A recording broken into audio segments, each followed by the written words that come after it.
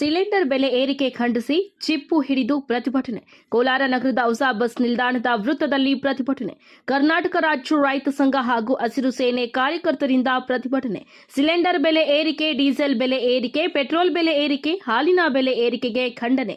ಕೈಯಲ್ಲಿ ತೆಂಗಿನ ಚಿಪ್ಪು ಹಿಡಿದು ವಿನೂತನ ಪ್ರತಿಭಟನೆ. ಸಿಲಿಂಡರ್ ಬದಲಿಗೆ ಮಣ್ಣಿನ ಒಲೆ ಹಿಡಿದುಕೊಂಡು ಪ್ರತಿಭಟನೆ. ನಾವು ಆಯ್ಕೆ ಮಾಡಿರೋದು, ಅವನು ಆಯ್ಕೆ ಮಾಡಿರೋದಲ್ಲ. ಅವನಿಗೆಲ್ಲ ಒಂದ್ ಹೇಳ್ತೀನಿ ಕೇಳಿ ಮೇಡಮ್, ಅವ್ರಿಗಿರೋ ಮರ್ಯಾದೆ ಹೋರಾಟಗಾರರಿಗಿಲ್ವಾ? ಅಲ್ಲ, ಹೋರಾಟಗಾರರಿಗಿಲ್ವಾ? 1 ಅವರಿಂದ ಇದ್ದೀವಿ. ರಾಜೇಂದ್ರ ಅವ್ರಿಗೆ ನಾನು 10:45 ಫೋನ್ ಮಾಡಿದ್ದು, ನೋಡಪ್ಪ ಸುಮ್ಮನೆ ಬಿಸಿಲಲ್ಲಿ ಕಾಯೋದು ಬೇಡ ಬಾಪ ಅಂತೇಳಿ. ಆಯಿತು ಬರ್ತೀನಿ ಅಂತ ಹೇಳಿದ್ನು. MLA ಮೀಟಿಂಗನ್ನು ಅಷ್ಟು ಇಂಪಾರ್ಟೆಂಟಾ? ಯಾವತ್ತು ಜನಸಾಮಾನ್ಯರ ಮೀಟಿಂಗ್ ಒಂದು ಕರೆದಿಲ್ಲ. ಪ್ರತಿ ಸರಿ ಹೇಳ್ತಾನೆ ಅವ್ರ ಲಕ್ಕ ಬರಲಿ, ಅವ್ರಿಗೆ ಇದು ಬರಲಿ, ಅವ್ರ ಕುಷ್ಠರೋಗ ಬರಲಿ ಅಂತೇಳಿ. ಬಾಣ ಈ ಕಡೆ ಬಂದು ಮಾತಾಡೋಣ. ದಿನೇ ದಿನೇ ಹೆಚ್ಚಾಗ್ತದೆ. ಇವರೊಂದು ನೈಟ್ ಎಕ್ಕಿಸಿದ್ರೆ ಅವರೊಂದು ನೈಟ್ ಎಕ್ಕಿಸ್ತಾರೆ. ಇವತ್ತು ಜನ ಕೂಲಿಕಾರರು ಜೀವನ ಮಾಡೋದು ದುಸ್ತರ ಆಗೋದು. ಅದರಿಂದ ಇವತ್ತು ನಾವು ಏನು ಸಾಂಕೇತಿಕವಾಗಿ ಧರಣಿ ಮಾಡಿ ನಿಮ್ಮ ಮುಖಾಂತರ ರಾಷ್ಟ್ರಪತಿ ಮನವಿ ಸಲ್ಲಿಸ್ತೀವಿ.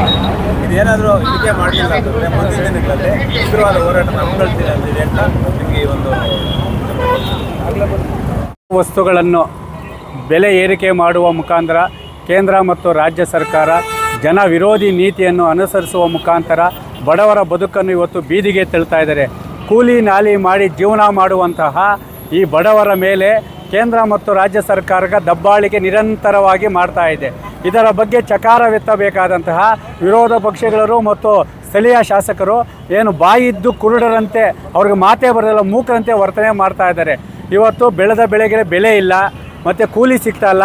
ನರೇಗಾದಲ್ಲಿ ಕೂಲಿ ಕಾರ್ಮಿಕರ ಹೆಸರಿನಲ್ಲಿ ಇವತ್ತು JCBಗಳ ಮುಖಾಂತರ ಕೆಲಸ ಮಾಡಿ ಲೂಟಿ ಮಾಡ್ತಾ ಇದ್ದಾರೆ. ಇಂತಹ ಪರಿಸ್ಥಿತಿಯಲ್ಲಿರುವಾಗ ಅಗತ್ಯ ವಸ್ತುಗಳ ಬೆಲೆ ಏರಿಕೆ ಏನು ಪ್ರಮೇಯ ಇತ್ತ? ಕೇಂದ್ರ ಸರ್ಕಾರ ಮತ್ತು ರಾಜ್ಯ ಸರ್ಕಾರ ಡೀಸೆಲ್ ಮತ್ತು ಪೆಟ್ರೋಲ್ ಬೆಲೆಯನ್ನು ಏರಿಕೆ ಮಾಡಿದೆ.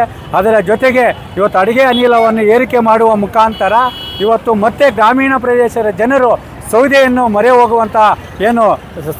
ಹೋಗುವಂತೆ ಮಾಡುವಂತಹ ರಾಜ್ಯ ಮತ್ತು ಕೇಂದ್ರ ಸರ್ಕಾರ ರೈತ ವಿರೋಧಿ ಧೋರಣೆಯನ್ನು, ಜನ ವಿರೋಧಿ ಧೋರಣೆಯನ್ನು ಖಂಡಿಸಿ ಇವತ್ತು ಪಲ್ಲವಿ ಸರ್ಕಲ್ನಲ್ಲಿ ಚಿಪ್ಪುಗಳನ್ನು ಮತ್ತು ಮಡಿಕೆ ಒಲೆಯನ್ನು ಇಡುವ ಮುಖಾಂತರ ಹೋರಾಟ ಮಾಡಿ ಕೇಂದ್ರ ಮತ್ತು ರಾಜ್ಯ ಸರ್ಕಾರಕ್ಕೆ ಎಚ್ಚರಿಕೆ ನೀಡ್ತಾ ಇದ್ದೀವಿ.